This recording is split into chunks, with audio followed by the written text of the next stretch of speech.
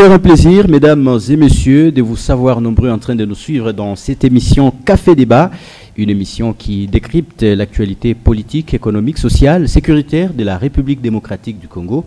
Aujourd'hui, nous avons différents invités sur le plateau avec lesquels nous allons exploiter certaines thématiques, certaines actualités qui dominent notre pays, la République démocratique du Congo. Nous allons parler de cette proposition du dialogue national proposée par 4 leaders de l'opposition, notamment Martin Fayulu, Moïse Katumbi, Délice Sanga et Joseph Kabila. Et enfin, nous parlerons de cet accord entre la RDC et les États-Unis d'Amérique. Est-ce que, pour avoir la paix, il faut qu'on cède les matières premières de la République démocratique du Congo? Voilà quelques thématiques que nous allons exploiter aujourd'hui avec mes invités sur ce plateau. Je suis avec M. Junior Menji, il est de l'Union Sacrée de la Nation. M. Junior, bienvenue dans cette émission. Merci, je suis mis d'une compassion positive d'être ici aujourd'hui sur votre plateau pour la première fois, afin de décortiquer sur les différents sujets sur la table, face à mes co-débatteurs de taille, M. Eric et les grands qui viennent rejoindre aujourd'hui sur le plateau. Merci beaucoup.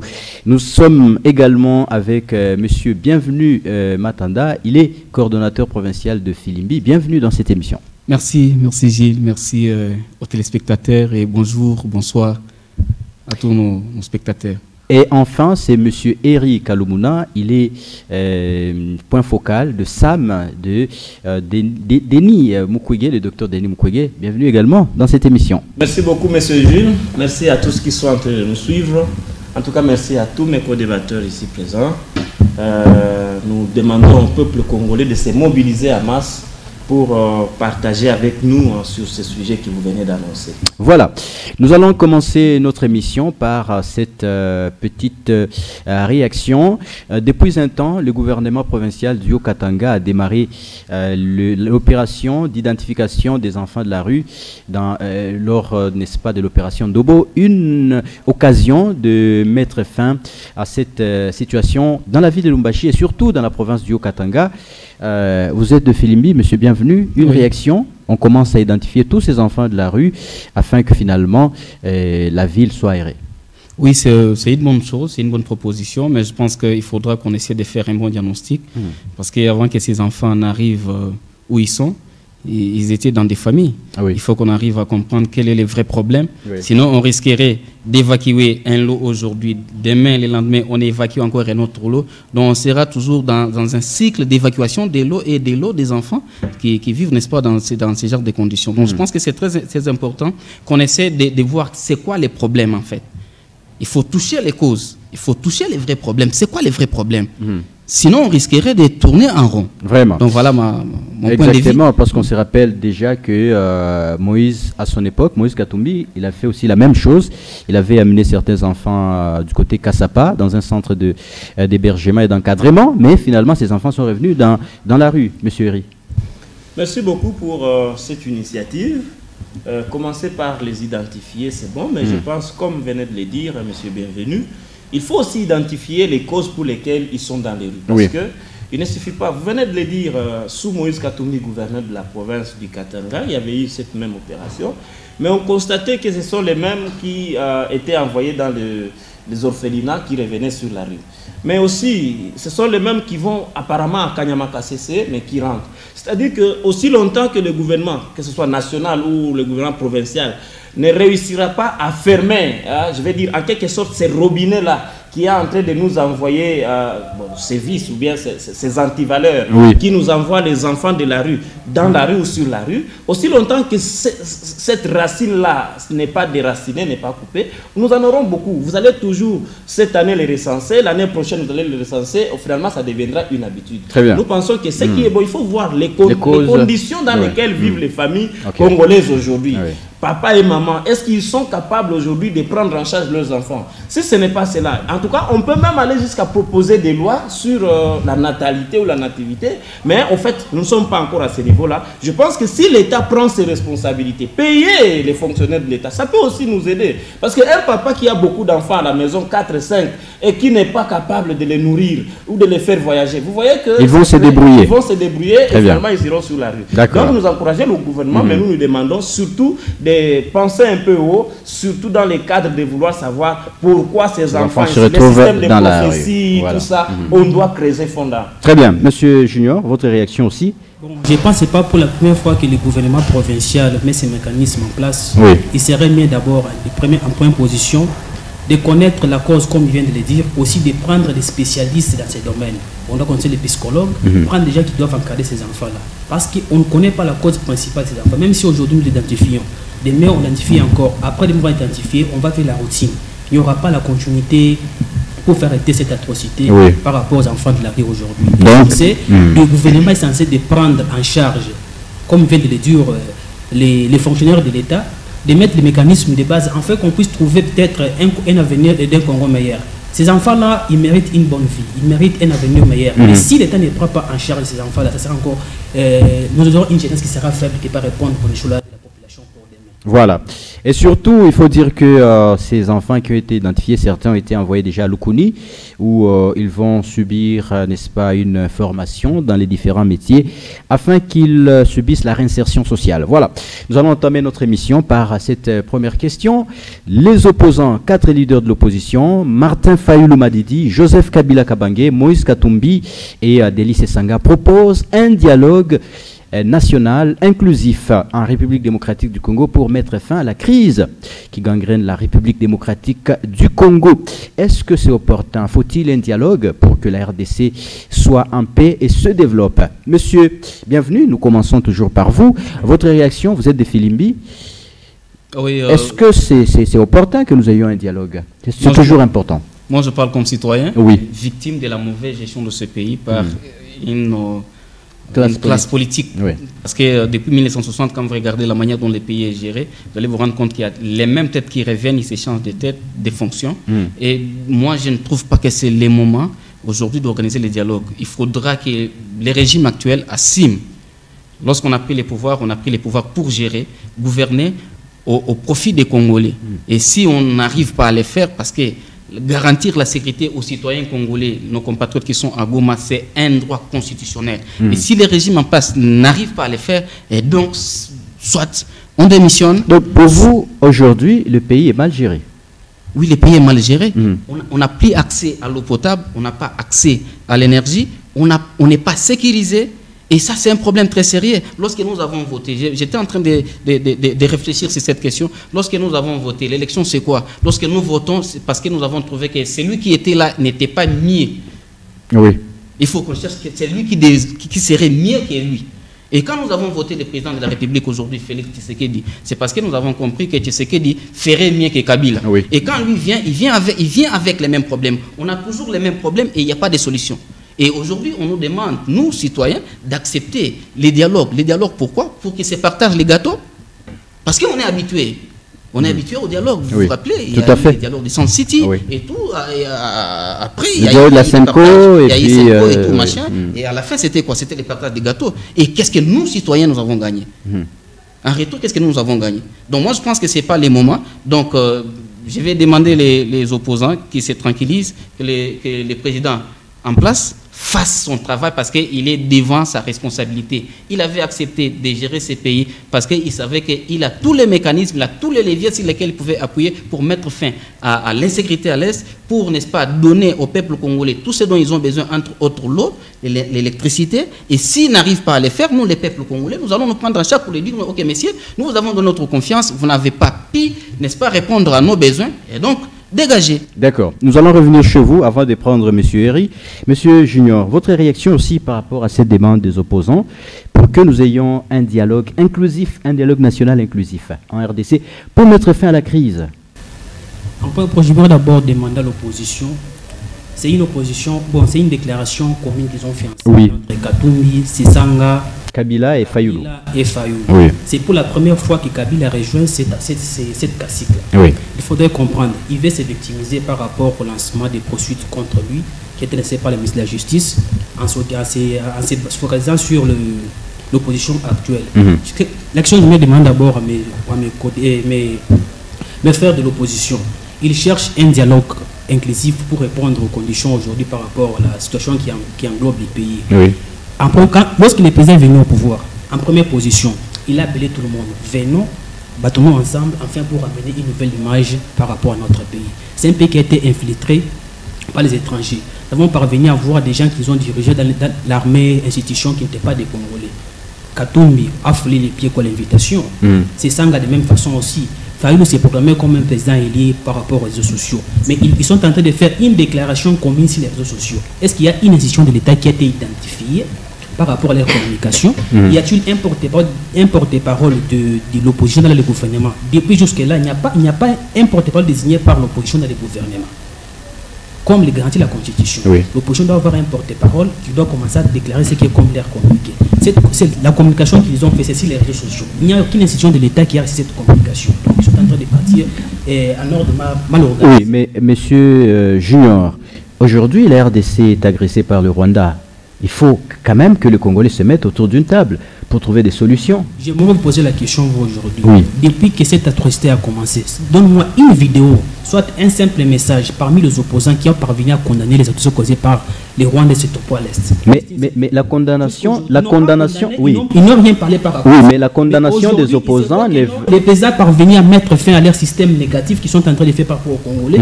Ils veulent chercher maintenant à mettre un plan machiavélique. Il y a les centres d'apporter le dialogue. Le président, en première position, il a proposé, qu'est-ce qu'il avait proposé? J'étends la main à tout le monde, ils sont capables de venir me rejoindre afin de faire le mouvement du non national. Qui est l'opposant qui a répondu? Mais aujourd'hui, donc, l'État doit commencer à se soumettre au caprice des opposants. Où c'est responsabilité alors? Oui, mais écoutez, vous dites que le président de la République a tendu la main, n'est-ce pas, à tous les opposants. Oui. Mais qui est... L'opposition, tout comme la majorité. Oui, mais le médiateur, c'est lui qui a posé problème, selon eux. C'est le conseiller du président de la République en matière de sécurité qui a consulté. Lui, il a donné l'invitation à tout Congolais. Oui. S'il se sent capable, qui a la bonne volonté de servir le pays, qu'il vienne, je suis là. Qui est venu répondre à cette invitation? Ils ont fait semblant. L'autre, il s'est lui-même exilé en Belgique. Ils sont partis aux États-Unis pour aller former RKC aujourd'hui, de parler que nous voulons un dialogue. Dialogue par rapport au quoi? D'accord. Ils doivent laisser les présidents de la République faire son travail. En cherchant avec son mandat. Il reste que 2 ans, 3 ans de famille qu'ils attendent en 2028. C'est une honte aujourd'hui de voir l'ancien président de la République prendre des armes contre son propre peuple. Mais est-ce que vous avez des preuves par rapport à ça? Il y a des preuves. Oui. Il parle avec les M23. Oui. Comment est-ce qu'un pays qui est sous-occupé des étrangers, au lieu de rentrer par les voies légales qui est reconnu aujourd'hui, le pays est balkanisé aujourd'hui. Il y a des gouvernements, le gouvernement de Kinshasa et le gouvernement de Nord Kivu, de Nanga. Oui. Ils préfèrent passer par la zone rouge qui est occupée par les rebelles que de passer par la zone qui est passée par celle de Kinshasa. Et comment est-ce qu'on peut faire combattre ces histoires-là? Donc c'est un président, il sait même dévaler que c'est moi qui est en train de soutenir les atrocités négatives causées à l'Est par le Rwanda et les séparatistes du M. D'accord. Alors, avant que je ne donne la parole à M. Herry, vous avez suivi quand même M. Bienvenu qui a dit qu'actuellement le pays n'est pas bien géré. Quelle est votre réaction, vous, de l'Union sacrée? Non, il faudrait qu'ils n'ont pas géré par rapport dans quel domaine? Aujourd'hui, on a un problème de route, on a un problème d'eau, on a un problème d'emploi. Voilà, beaucoup de jeunes n'ont pas d'emploi. Qui vit de la province du Haut-Katanga. Aujourd'hui, lorsque vous faites quand même un petit saut du côté de Kasumbalé jusqu'à Mokambo, c'est une route construite par les gouvernements en place. Il peut même me donner des ponts construits à l'époque de Kabila aujourd'hui, même des bâtiments administratifs construits par Kabila, parce que j'ai vu ici. Mais les ponts là-bas. Là-bas. Oui. Je parle des bâtiments. Ah d'accord, c'est bon. D'accord, on va revenir. Allez, merci. Alors, M. Herry, vous avez suivi, n'est-ce pas, M. Junior, qui a quand même dit, sur un point, ils sont d'accord avec M. Bienvenu que le dialogue n'est pas opportun aujourd'hui. Mais quelle est votre réaction?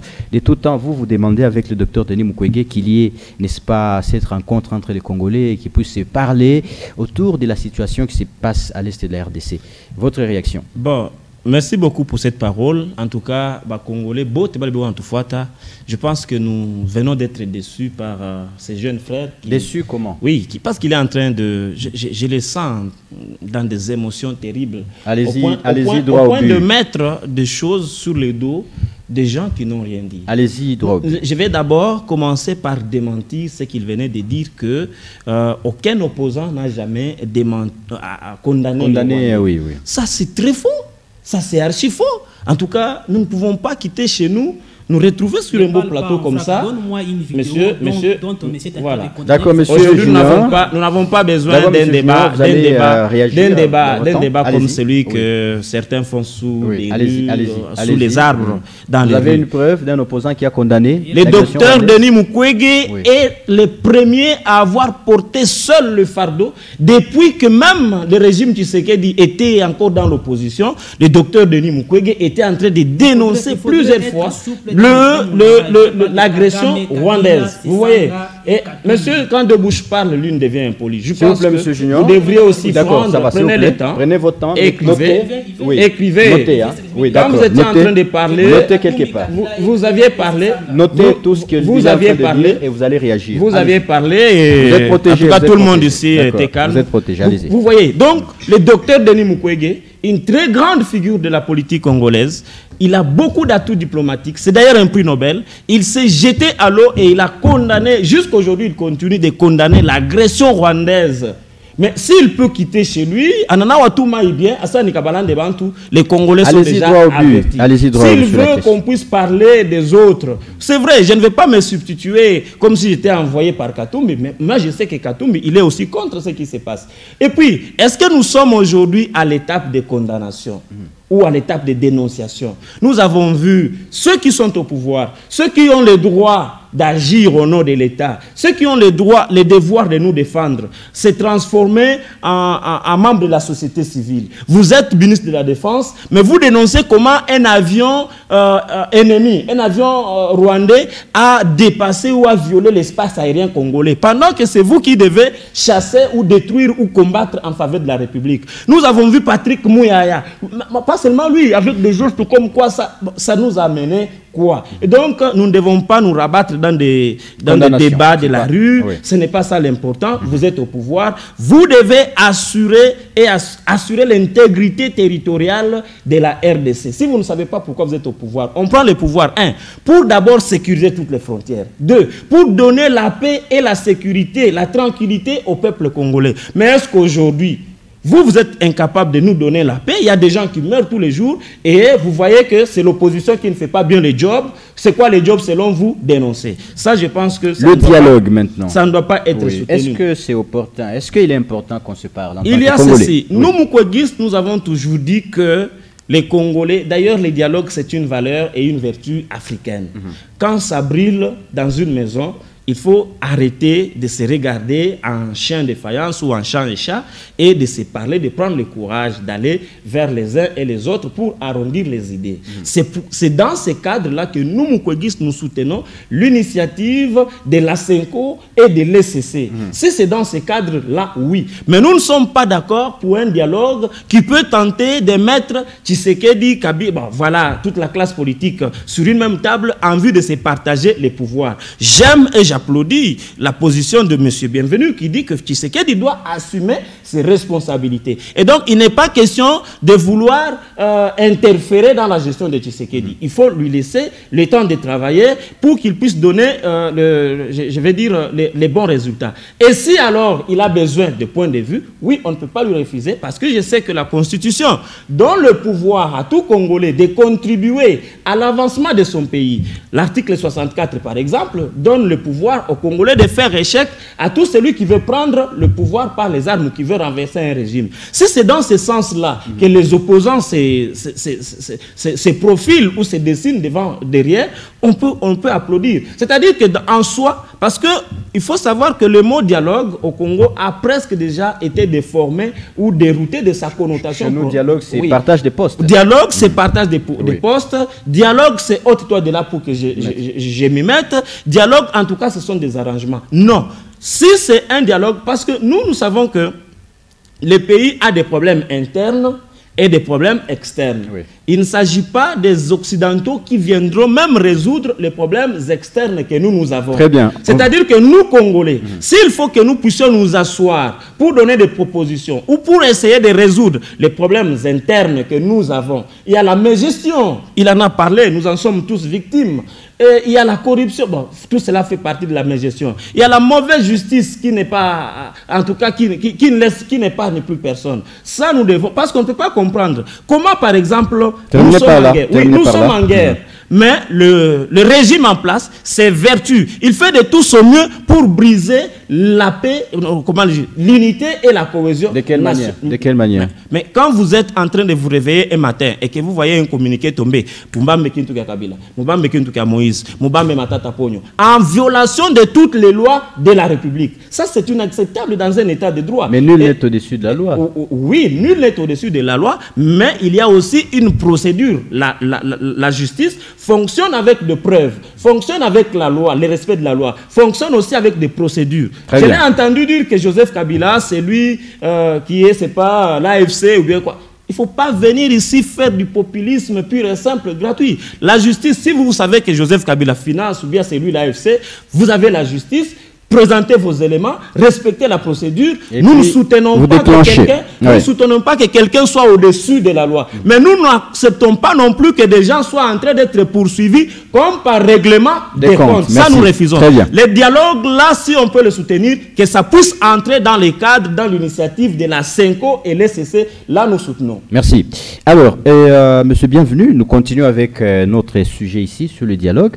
Vous avez vu que, entre-temps, le pouvoir refuse un dialogue où, jusque-là, il n'a pas encore accepté la démarche de la CNCO-ECC, mais entre-temps, nous sommes partis à Doha. Vous avez vu le président de la République qui est parti à Doha.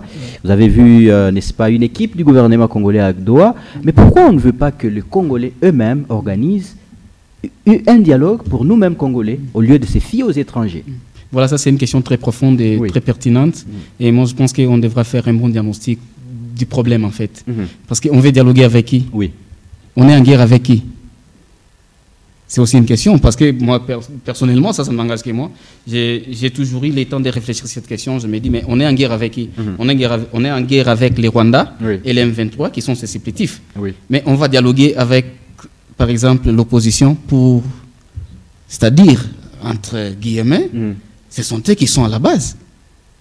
Il faut qu'on se le dise, parce que je ne peux pas comprendre que je suis en guerre avec les Rwandais, mais c'est quelqu'un d'autre qui vient demander de négocier. Mais pour les problèmes internes de notre pays, parce que vous avez des rebelles... Non, négociation, c'est sur la question de l'Est. Oui, exactement. C'est d'autres questions, on peut négocier entre nous. Oui, mais sur la question de l'Est, ce sont les M23 et les Rwandais qui nous attaquent. Exactement. Mais quand il y a des citoyens congolais qui viennent pour négocier à la place des M23 et du Rwanda, ça pose aussi un problème. Réfléchissons parce que, en fait... Moi, je suis citoyen, je n'ai pas de parti... Casquette politique. Donc je n'ai pas de casquette politique. Mais vous avez l'AFC qui est là, l'AFC de Corneille Nangaa, elle s'est dit qu'elle est l'opposition armée, n'est-ce pas, par rapport à la manière de gérer le pays. On pense que... Mais est-ce que l'AFC, c'est Ensemble pour la République? Est-ce que je le peux perdre? Non, c'est passé par voilà. ça. Donc, vous voyez, ça, c'est ma réflexion, en fait. La négociation, moi, j'aime qu'on discute, en fait. Même dans nos familles, hein, moi, je suis quelqu'un qui maîtrise un peu nos traditions africaines. Même dans nos villages, lorsqu'il y a des problèmes, on doit toujours discuter, parler autour du fait pour voir qu'est-ce qu'il y a eu, quel est le problème, pourquoi tel est décédé, comment on peut trouver une solution. Mais lorsqu'on n'a pas encore lorsque le problème n'est pas causé par les membres, soit du village ou encore de la famille, mais on doit chercher ces gens. Soit on peut envoyer les gens pour leur dire, est-ce que vous ne pouvez pas aller parler avec ces gens-là pour leur dire qu'ils nous laissent vivre en paix. D'accord. Alors, Monsieur Junior, vous allez réagir à ce qu'ils ont dit, ce que vous n'avez pas apprécié dans ce qu'ils ont dit, et qu'est-ce que nous pouvons faire finalement pour voir notre pays être pacifié et se développer surtout? En fait, mon co-débatteur sur le plateau, M. Héros, je l'ai entendu parler des règlements des comptes par rapport à l'ancien chef de l'État, M. Kabila. La justice doit faire son travail. Vous n'avez pas le droit d'interdire la justice de ne pas faire son travail. De un, Moutama n'a pas fait les règlements des comptes à Kabila. Il n'a pas arrêté Kabila. Les ministres donnent les injonctions auprès des conseils de la justice afin de faire des procès pour suivre le monsieur qui est en train de commettre. Mais est-ce que le ministre de la Justice a des preuves assurant que Kabila est derrière la FC, le M23? Non, Moutamba n'a pas arrêté Kabila. Il a donné l'injonction auprès des conseils de la justice. C'est à ce moment-là que les gens sont censés d'aller faire les enquêtes sur le terrain. Mais aujourd'hui, le dossier a évolué. Vous trouvez des preuves tangibles afin que Kabila soit condamné ou bien poursuivi. Oui, mais aujourd'hui, le dossier a évolué. C'est l'auditeur supérieur de FRDC qui a saisi, n'est-ce pas, le Sénat pour la levée des immunités. Le président bénéficiait de quoi? Des immunités en tant qu'ancien chef de l'État, le sénateur à vie. Il ne peut pas être poursuivi comme un individu, comme un citoyen simple. Là, les immunités qui lui couvrent. il faudrait passer par les institutions concernées afin d'avoir les immunités pour être poursuivi par la justice. Très bien. Dans ce sens-là. Okay. Alors, je sais que je voulais vous demander à mon co-débatteur, qui me dit, je lui ai posé une simple question ici, qu'il me donne juste une seule vidéo où Katumbi, Sesanga, Kabila et Fayulu sont en train de condamner les atrocités causées à l'Est de la République. Il a été incapable de me le dire. Tout ce qu'il a voulu dire, c'est tout parler mal contre Tshisekedi, aller de gauche à droite. Vous nous parlez aujourd'hui qu'il y a une mégestion. Est-ce que les gens commencent aujourd'hui avec Tshisekedi? Les Congolais avec... C'est ça le problème avec les gens de l'IDPS. On ne peut pas continuer avec la mégestion. C'est ça le problème avec eux. Ils ne savent pas pourquoi ils ont pris les pouvoirs. Ils n'assument pas. Vous avez pris les pouvoirs. Je pense que dans les couloirs, j'essaie de te donner quand même certaines notions sur la gestion de la chose publique. Oui, non. Non, je t'ai donné une leçon parce que tu ne comprenais pas ce que ça veut dire les élections. Oui, non, je t'ai donné les leçons. D'accord, c'est bon. C'est la bonne gouvernance. D'accord, c'est bon, monsieur, bienvenue. On est en face de gens qui ont pris le pouvoir sans savoir ils vont en faire quoi. Merci. Vous promettez aux Congolais de changer la donne ou la façon de gouverner. Et du coup, on trouve que vous êtes en train de copier-coller les vices et les antivaleurs. Les décisions de l'État à l'hôpital. Ce sont les mêmes que vous êtes en train d'appliquer. Merci beaucoup. On ne prend pas les décisions de l'État. Vous ne savez pas. S'il vous plaît, Eric, s'il vous plaît. D'accord, allez-y maintenant. Qui a le pouvoir. Celui qui a le bâton de commande, c'est le président Fachi. C'est lui qui est censé d'agir pour la protection du peuple. Il nous doit le devoir de révabilité. Il est redevable. Non, écoutez, est-ce que vous voulez nous dire qu'est-ce que Fachi faisait avant qu'il ne soit président? S'il vous plaît, monsieur. Non, il faut respecter ceux qui travaillent à l'hôpital parce qu'apparemment c'est devenu une insulte. On se lève, on commence à dire à l'hôpital, à l'hôpital. À l'hôpital, ça fait quoi? À l'hôpital, on soigne. À l'hôpital, on sauve des vies. Si toi, tu n'as jamais été à l'hôpital, tu peux négliger le rôle de l'hôpital. Non, il doit quand même retirer ce qu'il est en train de dire. Nous respectons les médecins. S'il vous plaît. Nous faisons un débat et il y a des gens qui sont en train de nous suivre. On ne peut pas faire du bruit sur le plateau quand même. Qu'on respecte les téléspectateurs. Vous aurez votre temps de parole. Oui, effectivement, mais il doit quand même veiller au respect des gens qui sauvent des vies des Congolais. Très bien, merci. Allez-y. Oui. Merci. Allez-y droit au but. Alors, vous étiez en train de dire que le ministre Moutamba, il n'a pas arrêté Joseph, c'est juste la procédure qui a été déclenchée. Alors, qu'est-ce que nous pouvons faire finalement pour trouver la solution à la crise? Parce que finalement, comment voulez-vous qu'on trouve la solution à la crise en cherchant, n'est-ce pas, des poux dans la tête d'autres opposants? Comme on a dit, si on veut perquisitionner les fermes des Kingakati, les Futuka et tout, mais comment voulez-vous trouver des solutions à la crise alors que finalement, les membres du gouvernement qui vont encore vers les opposants? Votre réaction très rapidement. Allez-y, c'est moi qui vous pose la question. Okay. Oui. La question que vous venez de me dire ici, Moutamba n'a pas arrêté Kabila, il a donné l'injonction pour poursuivre Joseph Kabila. L'opposition que nous parlons aujourd'hui en question, Tshisekedi, lorsqu'il a pris le pouvoir, il a fait l'appel à tout le monde de venir travailler ensemble.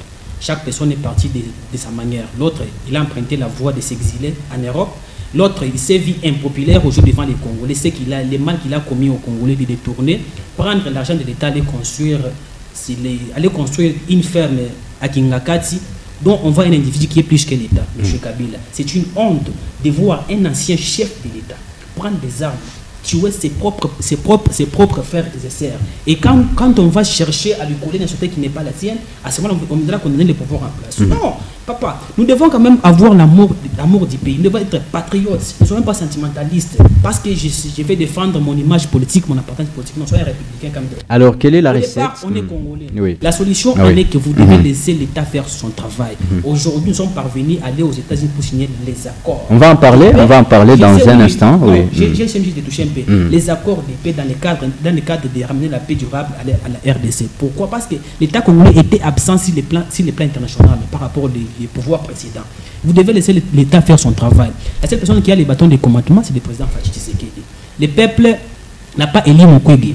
Le peuple n'a pas élu Katumbi. Parce qu'il n'avait pas de machine à voter. Il n'a pas élu Sesanga. Tu oublies l'histoire de machine à voter. Avec 75% de votes aux Congolais, ils ont donné le pouvoir, l'onction sur le président de parler au nom de son peuple. Alors vous devez vous calmer de l'État. Si vous voulez prendre le pouvoir, mais attendez, dans 3 ans, il y aura élection.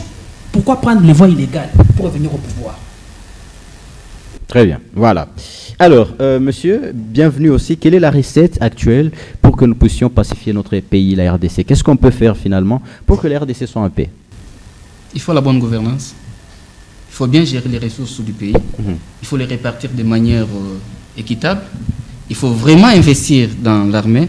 Vous Vous savez, moi, ça me dérange un peu d'aller chercher la paix, chercher la sécurité des Congolais vers d'autres pays. Solliciter la paix, solliciter la sécurité des citoyens congolais aux États-Unis, demander que les Congolais soient sécurisés par l'Union européenne, par la SADC. C'est honteux. Un pays qui a plus de 100 millions d'habitants, qui a toutes les ressources possibles, qui est premier producteur du cobalt au monde et aujourd'hui qui est en train de solliciter la sécurité de sa propre population. Voilà les clés. Moi, je pense qu'on ne doit pas entrer dans les débats des dialogues, on doit s'arranger avec tel, on doit investir dans l'armée, on doit, n'est-ce pas, assumer nos responsabilités en tant que dirigeants, on doit, n'est-ce pas, veiller sur la bonne gouvernance, on doit lutter contre la corruption. Il y a des investisseurs qui ne veulent pas investir dans notre pays parce qu'il y a un taux élevé de corruption et ça, c'est un problème très sérieux. Et des rétrocommissions surtout. Voilà. Votre réaction aussi, quelle est la recette actuelle pour mettre fin à la crise sécuritaire? En tout cas, nous, Mukwegistes, nous sommes en train de dire, et nous le répétons, et d'ailleurs nous sommes très choqués de constater que le président de la République, il est en train de vouloir chercher des résolutions aux problèmes de sécurité à l'est de notre pays, tout en ignorant la justice. Il n'y a pas de paix sans justice. Il n'y a pas de justice sans vérité. C'est-à-dire qu'on ne peut pas faire la paix sur des tombeaux blanchis. Ça, c'est une erreur grave. Et nous avons beaucoup sollicité qu'il y ait une justice transitionnelle. Parce que la justice transitionnelle va nous aider à établir les responsabilités. Il y a déjà eu beaucoup d'atrocités à l'est de notre pays pendant plus de 30 ans. Si on doit amnistier les criminels en pensant que c'est une façon de faire la paix, on se trompe lourdement. Si on doit brader nos minerais en pensant que c'est une façon de faire la paix, c'est une erreur fatale parce que la souveraineté va de pair avec l'intégrité du territoire.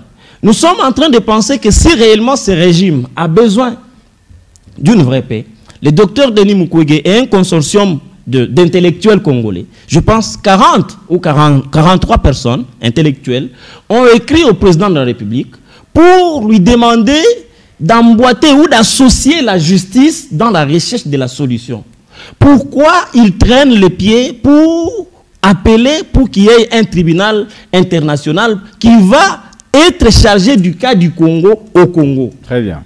Pourquoi il ne veut pas qu'on puisse aller vers l'organisation d'une conférence internationale pour la paix en RDC? Parce que nous vous disons, les causes de la guerre, ou bien les dimensions de la guerre, de l'agression rwandaise ou de la situation sécuritaire à l'Est, cette guerre a deux dimensions. Il y a la dimension internationale. Et pour résoudre cette dimension, il faut une solution à la dimension internationale du problème. Et il y a aussi des problèmes où la dimension interne. Et là, c'est là que nous sommes sur la mégestion, la prédation et autres.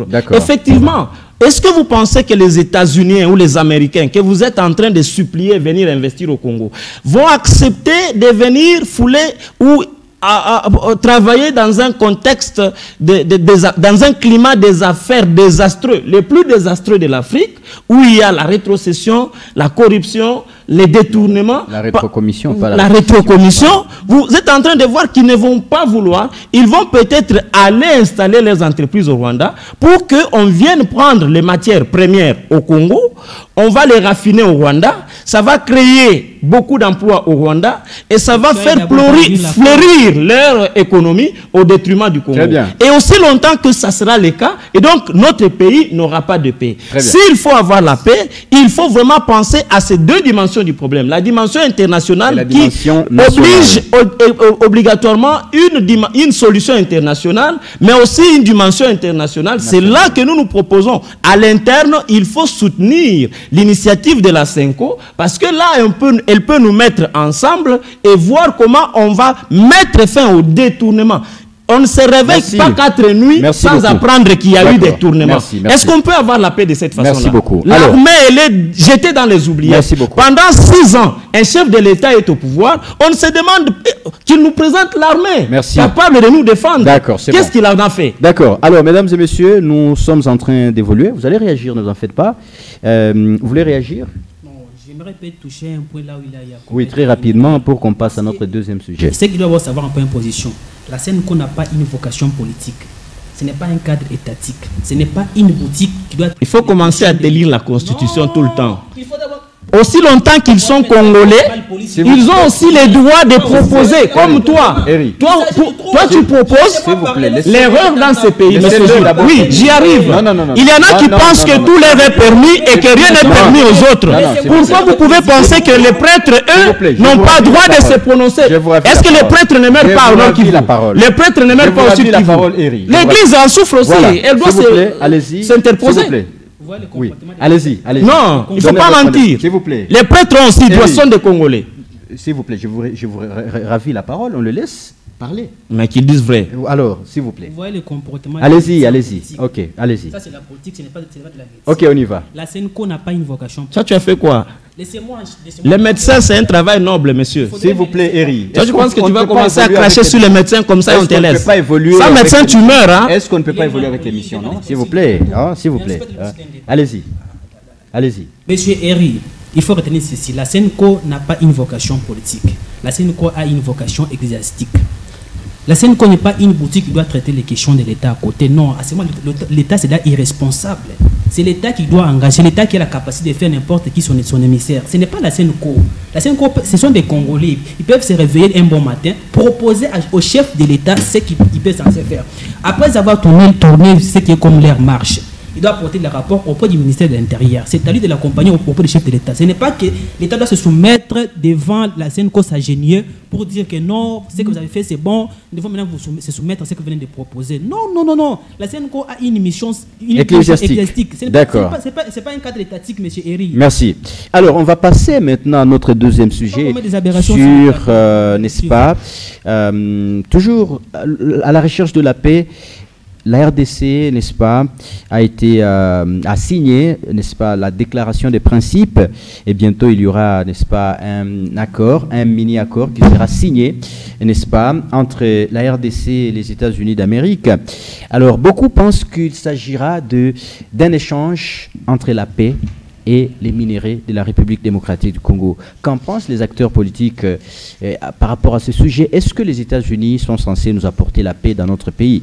Monsieur Bienvenu, accord, paix contre minéraux. Votre réaction? Oui, bon, nous avons appris avec beaucoup d'intérêt. Vous savez que nous suivons de très près les questions minières. Oui. Quand il s'agit de l'exploitation de nos ressources qui nous appartiennent de droit, tout à fait, nous devons avoir un œil regardant. C'est pourquoi vous êtes sur ce plateau ici. Oui, et lorsque nous avons appris qu'il y a eu un deal qui est en train de se faire d'ailleurs, depuis un certain moment, parce que ça n'a pas commencé aujourd'hui pour ceux qui ne le savent pas, ça a commencé depuis un certain moment, depuis 2022, fin 2022, le gouvernement congolais, donc le régime Tshisekedi, était allé aux États-Unis pour demander la levée des sanctions de M. Dan Gettler, parce que Dan Gettler, c'est un investisseur israélien qui aujourd'hui gagne pas moins de $200,000 par jour du fait qu'il a acquis les royalties de Mutanda Moum et KCC, toujours par les mêmes stratégies. Et on a compris qu'il y avait des liens. Alors qu'est-ce qu'il faut? Vous demandez la levée des sanctions. Ça c'est aussi quelque chose qui peut aussi avoir des liens sur les deals que le gouvernement congolais veut signer avec les États-Unis, sans forcément nous dire, nous les citoyens, mais nous qui analysons la situation et puis poussons les raisonnements plus loin pour comprendre en fait c'est quoi les problèmes, parce qu'il faut commencer à partir de la source pour comprendre où on en est arrivé, et aussi essayer un peu de relever quelque chose qui peut être aussi, c'est notre analyse, qui peut être aussi objective, ça ne dépend que de nous. Et quand on prend accord, partage, minéraux, sécurité. On vous donne la paix parce que l'envoyé spécial de Donald Trump dans la région des Grands Lacs a bien dit dans ses premiers 100 jours, il a dit c'est dans tout ce qu'ils font, c'est America First. D'abord les intérêts des Américains, pour les autres ça on le sait. On sait que les Américains c'est d'abord les États-Unis. Mais moi je pense que j'ai mauvais souvenir. J'ai mauvais souvenir de l'accord qui a été signé, qui a été appelé accord du siècle, le contrat du siècle, SICOMIN. On a signé cet accord en 2008, infrastructure contre minéraux. Et aujourd'hui, avec les Chinois. Voilà, avec les Chinois. 12 ans après, je ne sais pas qu'est-ce que nous avons gagné. Il y a même certaines des réalisations dont ils se tapent la poitrine, malheureusement, qui ne lisent pas.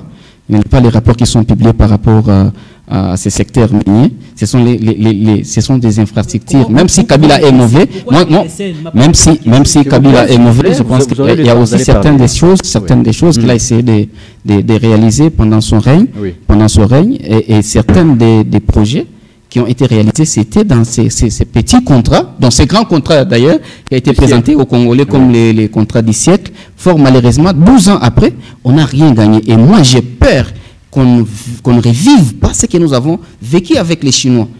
Qu'est-ce qui nous garantit? Il faudra qu'on essaie de mettre en place les mécanismes de sécurité qui vont, n'est-ce pas, garantir au peuple congolais, si aujourd'hui on signe un accord ou un partenariat gagnant-gagnant avec les États-Unis, nous allons gagner en retour ce que nous avons besoin. Mais il faut faire très attention, il ne faut pas brader les minéraux. Moi, je ne suis pas tout à fait d'accord avec ces deals. Il ne faut pas qu'on lègue nos ressources naturelles pour notre sécurité. Nous avons les moyens nécessaires, nous avons l'argent. Il faut qu'on investisse cet argent dans notre main.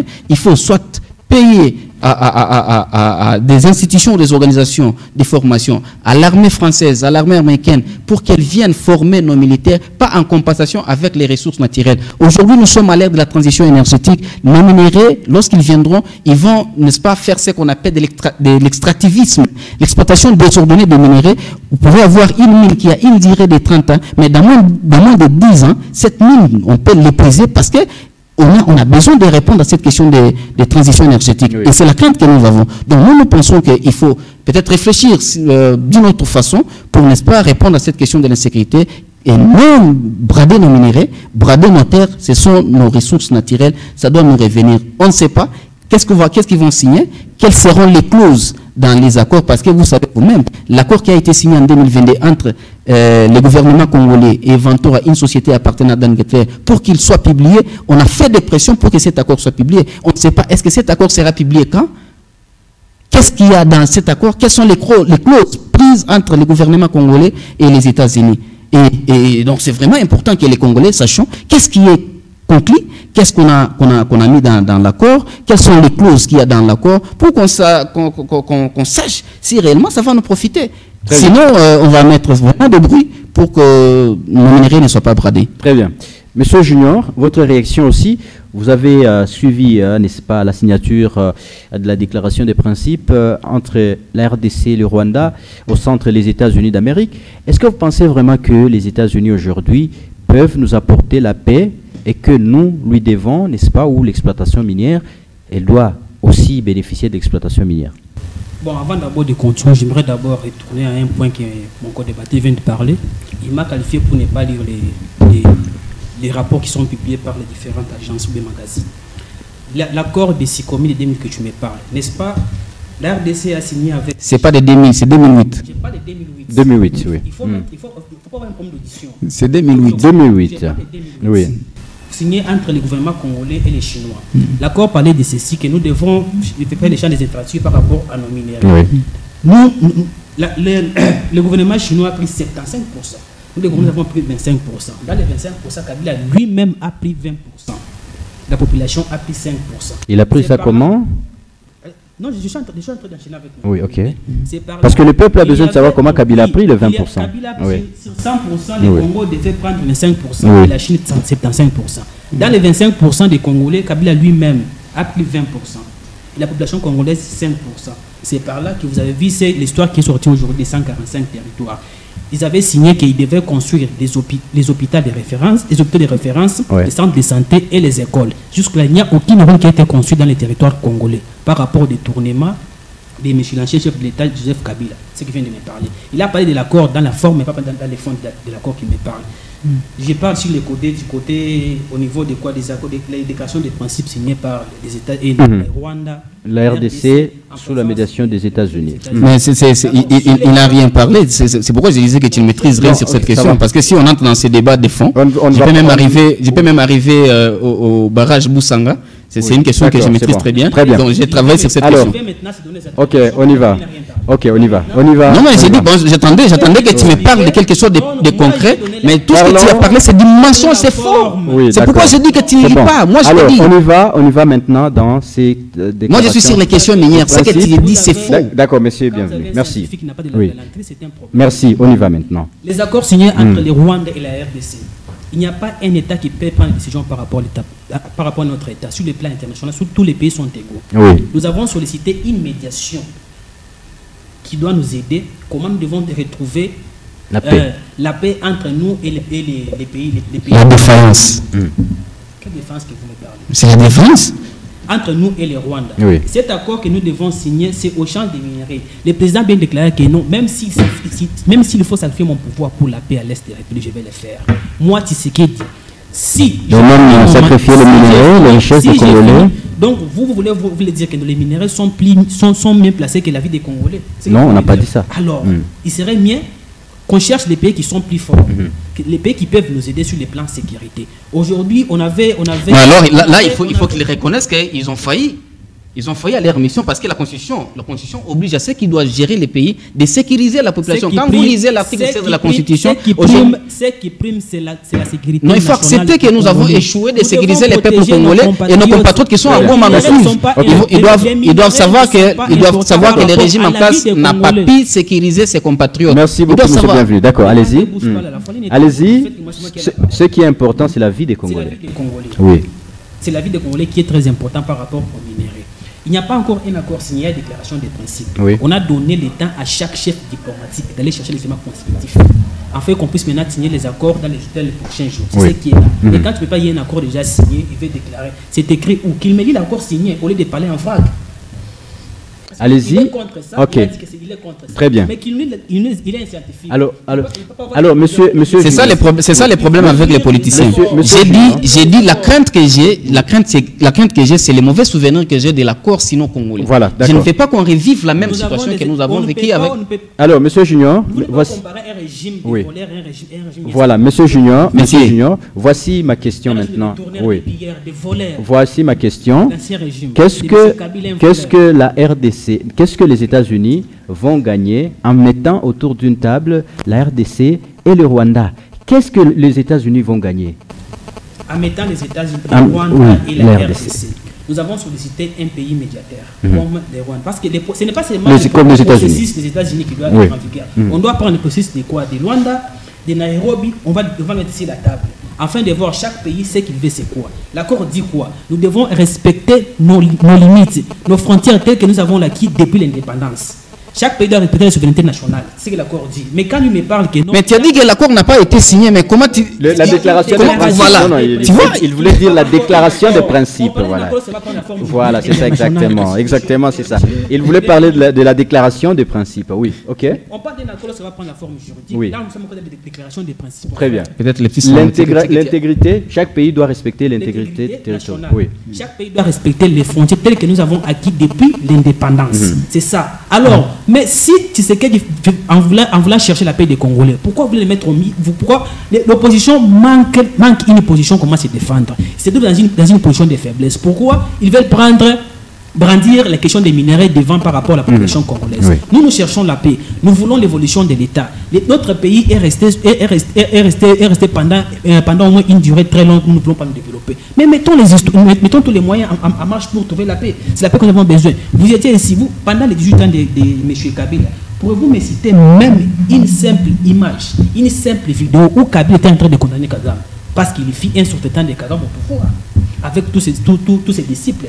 Aujourd'hui, ils se voient être impopulaires. Ils sont incapables. Ceux qui n'ont pas voulu parvenir à le faire.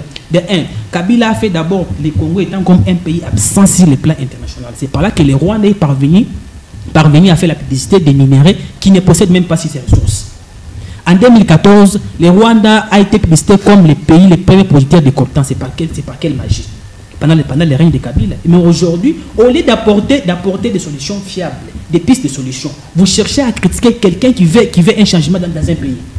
Soyons patriotes, soyons congolais, ayons l'amour du pays. Voilà. Alors, M. Herry, votre réaction aussi par rapport à cette question sur, n'est-ce pas, on ne va pas dire le bradage, mais moi je vais dire tout simplement un échange entre la paix et les minéraux de la RDC.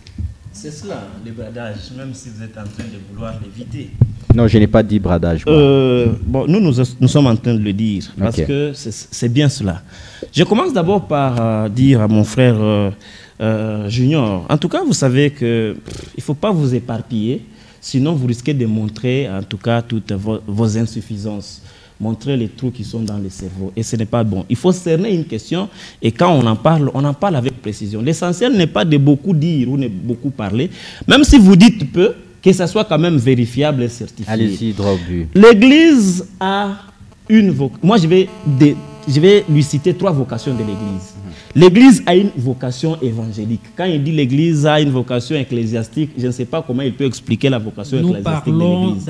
Monsieur, est-ce que tu peux prendre le stylo, tu accouches ce qui te passe par l'esprit. Permets-moi aussi de m'exprimer et de parler aux Congolais. L'Église a une vocation évangélique. C'est-à-dire tu vois.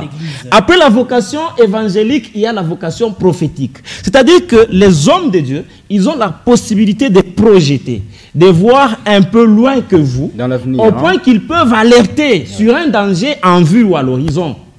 Et on ne peut pas empêcher un serviteur de Dieu de servir Dieu et sa nation. Parce que la nation de Dieu, c'est nous les Congolais. Alors, si les évêques, les prêtres, les catholiques, bon, et même les pasteurs, dans leur vocation évangélique, peuvent se permettre d'alerter l'État, lui, il est en train de dire que l'Église doit être à l'écart, tout ça, tout ça. C'est faux. Les politiciens sont des Congolais et les prêtres, les hommes de Dieu sont aussi des Congolais. Et quand on parle de nation, on ne fait pas de quoi. Mais il y a aussi la dimension philanthropique. C'est-à-dire que l'Église doit toujours être aux côtés du faible.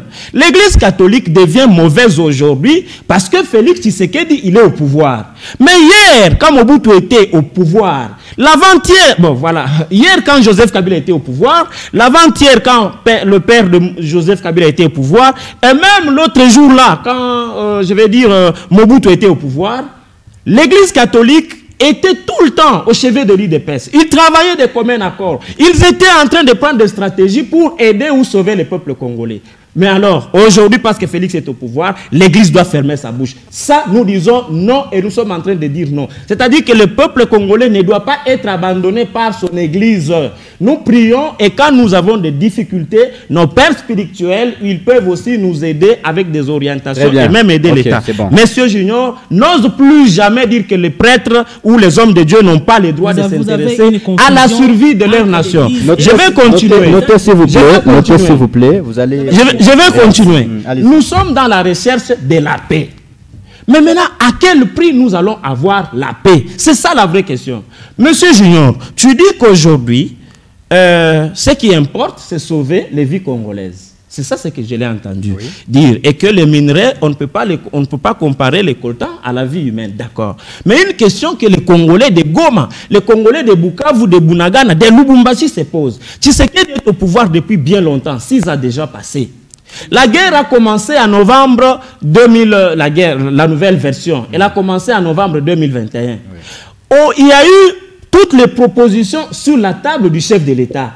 La diplomatie, c'est-à-dire négocier, attends, et la guerre, ou finir la force. Mais lui, il nous a dit que jamais, alors au grand jamais, il ne pouvait pas céder, il ne pouvait pas fléchir, la République ne pouvait pas plier tout ça. Nous avons dit merci beaucoup, alors allons-y. Mais aujourd'hui, après 3 ans de carnage, 3 ans de pillage de nos minerais, 3 ans qu'on dépense les ressources de notre pays, est-ce que vous connaissez en termes humains ou en termes de les vies humaines que nous avons perdues pendant ce temps? C'est aujourd'hui seulement, c'est pas le 25 avril 2025 aux États-Unis que vous vous êtes réveillés et que vous avez vu que les gens sont en train de mourir. Non, si vous aviez opté pour le dialogue, il fallait en tout cas étouffer ces gens-là à l'œuf.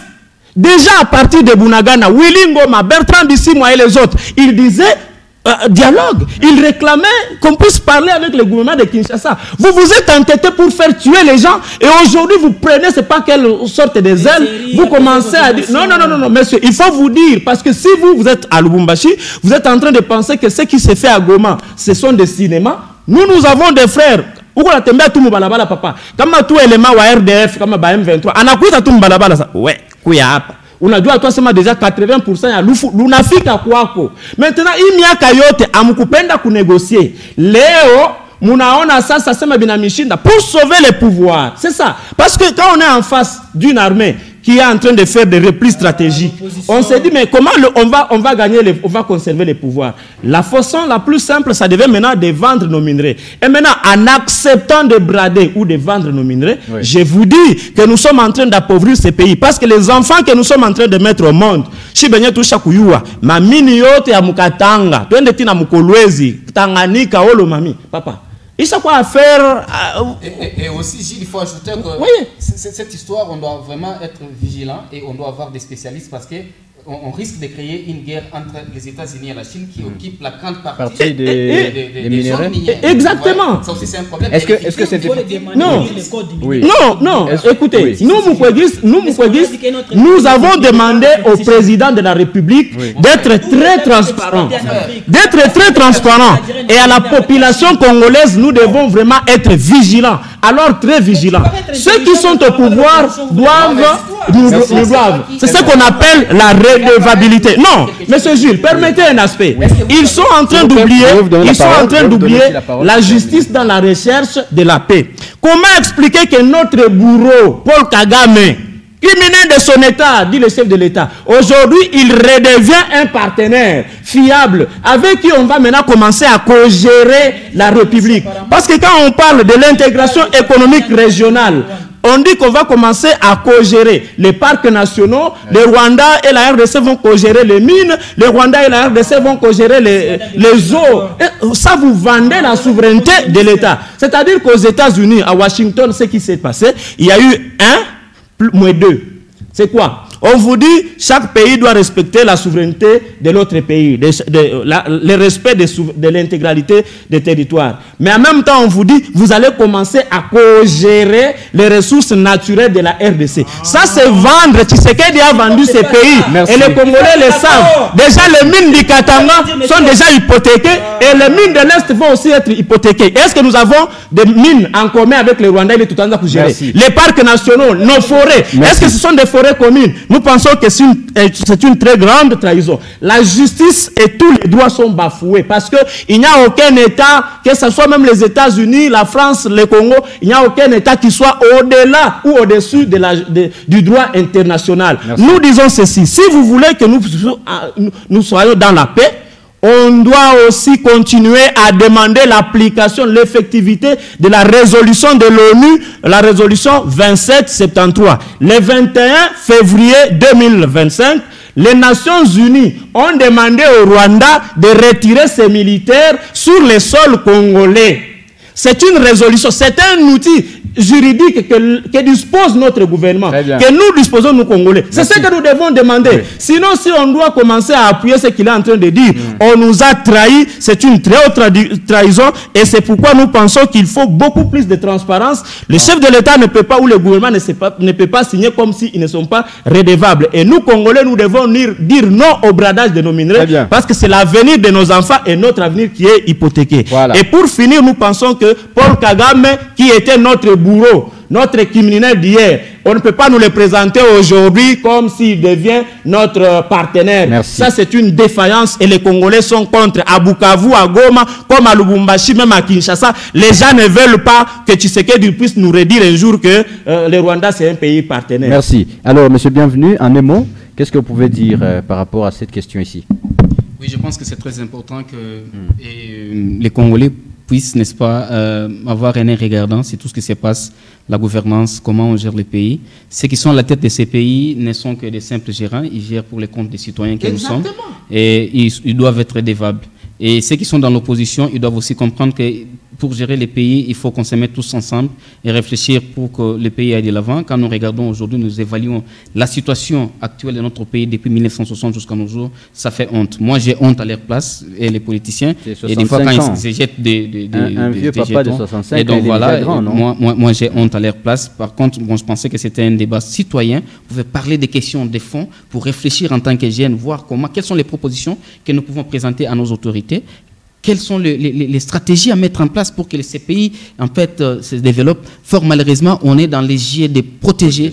Hein, on se protège les uns entre les autres. Et je pense qu'aujourd'hui, cette question de partenariat entre, donc de l'accord entre les États-Unis et la RDC ou encore le Rwanda, je pense que nous devons être vigilants Quand vous regardez, vous évaluez la situation, donc les secteurs miniers, les mines, les minéraux ont un caractère épuisable, on ne sait pas. S'ils viennent, ils vont exploiter nos minéraux pendant combien de temps et qu'est-ce que nous allons gagner après. Et ça, c'est très important. Il faudra que les Congolais puissent s'élever. J'en appelle à la conscience de tous les Congolais. Nous devons nous lever pour suivre de très près la gestion de notre pays. Ces pays nous appartiennent. On n'a que ces pays. Très bien. Voilà. Monsieur Junior, votre mot aussi, on finit l'émission. Bon, avant de finir, je peux dire ceci. Avant d'abord qu'on soit des Mukwege, Tshisekedi, Kabila, quoi qu'il en soit, on est d'abord Congolais, on est patriotes. Nous devons commencer à faire des débats réfléchis. C'est très important. Nous sommes des jeunes. Parce que demain ou après, demain, Tshisekedi quittera. Mais c'est nous qui ne vont pas la relève la responsabilité de ces pays-ci. Mais si nous cherchons à défendre peut-être la position faible de nos apparences politiques, demain, on n'aura pas un Congo meilleur. Soyons des jeunes patriotes, soyons des jeunes républicains. C'est là qui peuvent répondre demain à des questions loyales, à des questions fiables, qui peuvent répondre avec un caractère dynamique, louable, qui ne sont pas là derrière les politiciens, peut-être des mauvais goûts que je ne peux pas dans l'opposition aujourd'hui. Et nous devons tous nous mettre ensemble pour donner une nouvelle image par rapport à la RDC. La question de mon frère qu'il a invoquée par rapport à la CNCO, il ne faut pas confondre l'Église. C'est ça la conclusion. Non, laissez-moi. On est à la fin, s'il vous plaît. On les laisse ça. Oui. Nous aurons aussi le temps de conclure. Non, l'émission est déjà à la fin, monsieur. Ne font pas confondre une structure qui représente les différentes religions, l'Église et une Église. Il me parle avocat. Il a invoqué les questions des prophéties et autres. Ici, nous parlons d'une structure qui représente les Églises par rapport à l'État congolais. Nous ne parlons pas d'une église X ou Y. Merci. Sinon, les banamistes peuvent aussi se lever debout, les Kimbangs peuvent se lever debout par les Congolais. Merci. Alors, voilà. Il faut un peu avoir une bonne manière de parler. Merci beaucoup. Des notions d'éthique morale. Merci. Non pas de la galanterie. Merci. Voilà, c'est ça. Exactement. Merci beaucoup, mesdames. Merci beaucoup, messieurs. Vous qui nous avez suivis dans cette émission Café Débat. Ça a été un plaisir de vous avoir servi aujourd'hui. Nous allons nous retrouver, n'est-ce pas, la semaine prochaine pour un autre numéro avec d'autres questions. Merci à vous tous qui nous avez suivis. En tout cas, vous n'allez pas conclure parce que le temps est déjà fini, s'il vous plaît. Voilà. On se fixe rendez-vous la semaine prochaine. Merci à Bonheur Kalala, le directeur technique. Merci au directeur de programme Geller Lubovia. Merci également à Chris Massoudi pour la réalisation de cette émission. Bye bye.